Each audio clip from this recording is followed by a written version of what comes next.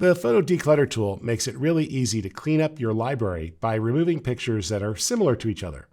Now, normally that similarity is based on time. Let's start out here by browsing at the folder level, and I'm going to go into my To Organize folder. Here I have a lot of pictures from a recent trip. When I launch Photo DeClutter, I'll just tap the menu here and choose Photo DeClutter. It automatically filters that to the particular trip. Now I'm seeing pictures that are similar. So as I look at my To Organize folder here, I see a lot of pictures from this summer's vacation. And I was shooting pictures of wildlife. So a lot of these are quite similar. And if I see one I don't want, I can just press the space bar and it marks it as a bad photo and goes on to the next.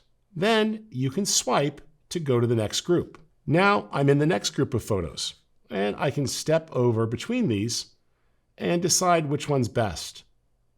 This one seems a little high, but as I step through here, I can also mark out ones that are blurry where the focus was misfired.